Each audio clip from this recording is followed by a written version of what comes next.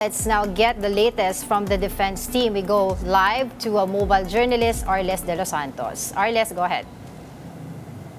Angela, ngayon ay hinihintay natin si Defense Council spokesperson Attorney Michael Powa kung magbibigay nga ba ito ng press conference sa pagpapatuloy ng ika-10 araw ng impeachment trial ni Vice President Sara Duterte, kung saan nga ay nag-stipulate sila na kung saan in-authenticate nila na nag-e-exist nga o present ito yung 4 na cheque na prinisenta ng prosekusyon kanina. Yung mga date dito ay December at 2022, January, April, and July 2023, na kung saan nga magkakaibang araw din itong umano'y na encash ni Gina Acosta, isa nung dos December 20, February 6, April 25 at July 14, 2023. At ngayon syempre, Angela, kanina nakita natin na hindi nga pinayagan or inobject rather ng defense team ang naging opening statement ni House Prosecutor Leila de Lima, dahil nga nila ay ito ay tumutukoy na doon sa nila conclusion of facts and law na ayon kay Powa ay dapat daw maging maingat at bantayan ng impeachment court dahil nga posible na makaapekto ito sa opinyon ng publiko, lalo pa na nagpapatuloy pa rin ang pagtimbang sa mga ebidensya at ang impeachment trial ni Vice President Sara Duterte. Angela.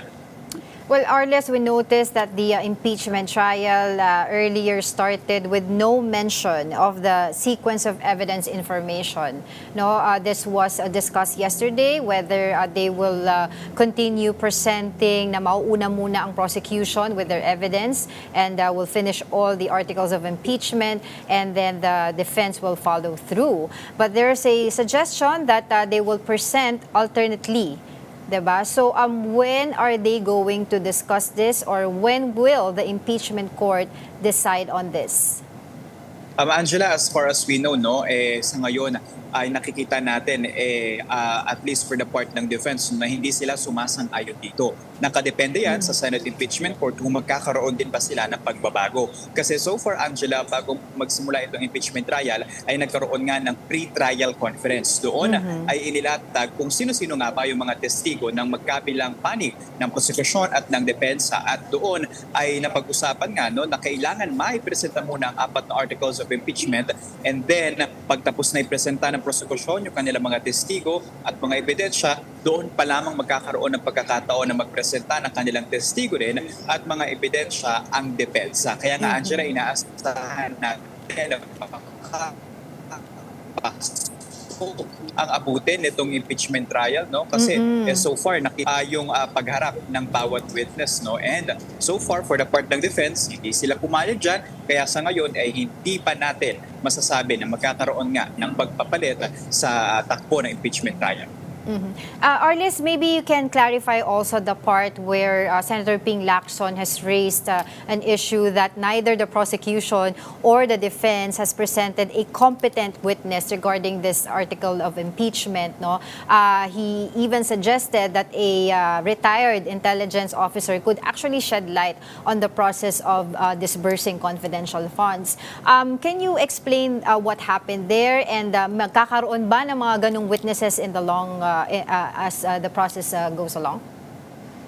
Angela, so far, for proper context sa ating mga tagapakinig, the way we see it, kasi sa House pa lamang, Committee on Justice, noong sinisilip na ito, ay may humarap din na ilang mga opisyal mula sa Office of the Vice President, Department of Education, na kung saan sinabi nga nila, for example, itong si Gina Acosta na Special Disbursement Officer, na noong nailabas nga yung pera ay inutusan umano siya ni Vice President Sara Duterte na ibigay sa isang certain Colonel Lachica yung 125 million pesos na aniya nung ibinalik sa kanya yung mga resibo for confidential funds and intelligence funds, hindi niya na raw alam kung paano nga nakuha yun. Pero ang tanong kasi noon ng House Prosecution, paano daw nangyari yun ngayong siya ang Special Disbursement Officer.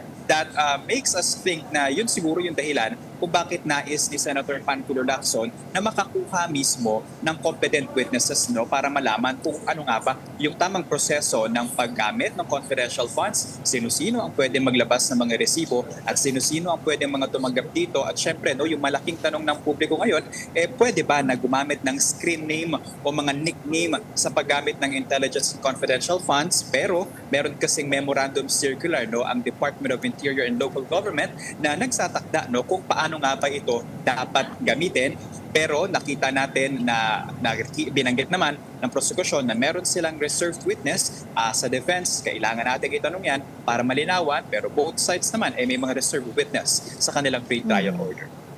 Well, Arles, so far, mabilis ang proseso ngayong araw na ito. In fact, Violeta Constantino, the former Land Bank branch manager, was already excused for today. Can you clarify that? For today, tapos na siya or babalik pa siya after the lunch break? As far as we know, Angela, hindi na siya babalik. At dahil tapos na nga yung kanyang pagtestigo dito, nakita natin wala rin cross-examination ang defense team. So mamaya, pagbalik ng Senate impeachment court, yung ikalawang witness na ang haharap dito sa impeachment po. Alright, thank you so much for the update, mobile journalist Arles de los Santos.